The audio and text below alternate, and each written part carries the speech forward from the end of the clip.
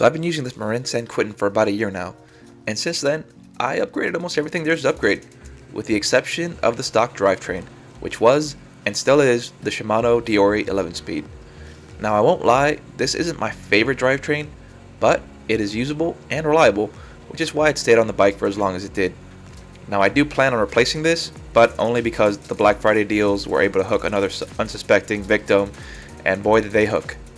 But this isn't about that. Instead, I want to talk about some of the pros and cons I've had since I've been riding the Shimano Deore. Now I want to start off with the biggest con I think I have for this drivetrain, and that's the fact that, as it stands, it's kind of on a weird area. Most higher end manufacturers focus on upgrading their 12-speed drivetrains, while less expensive ones, like the microshift ones, produce capable 10 or 9 speeds. The 11-speed seems to sit in the middle. If I want to upgrade the drivetrain, the HG hub really limits the options available to upgrade. In fact, for what I want to do in the future, I think I'm going to end up getting an XD hub. But that future me's problem, present me doesn't really care about that guy right now. I also want to point out that I found where the noise was coming from after some solid detective work. Turns out, chain slapping wasn't to blame. The cassette was. Seems to have just enough room to make some noise and sing the song of its people. Now I know what you're thinking, it's fully torqued down and maybe a spacer or a washer would fix that, but I don't have the time.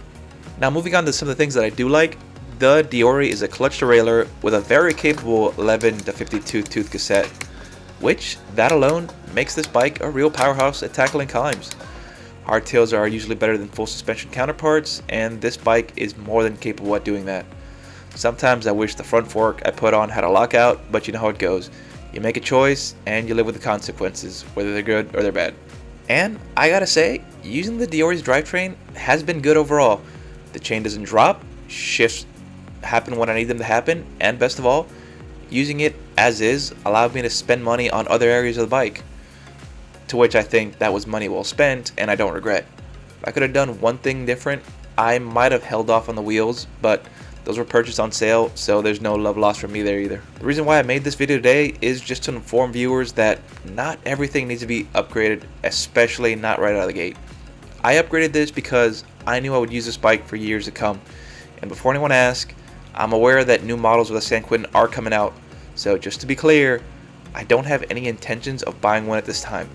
New bikes are great, but spending money year after year to upgrade a fully capable mountain bike won't really add a whole lot to my experience or produce more dopamines. I'm extremely grateful for what I have now, and I need to ride it for a couple more years before I even consider upgrading. After all, I'm still riding the Hawk Hill 3 from 2020 as my only full suspension, and that bike is as close to perfect as I really need. Now, I'm not telling you not to buy a new bike. If it's within your means or something you really want to do, go ahead. New bike days are always awesome. Happy holidays, have a great day, thanks for watching, I'll see you guys next time.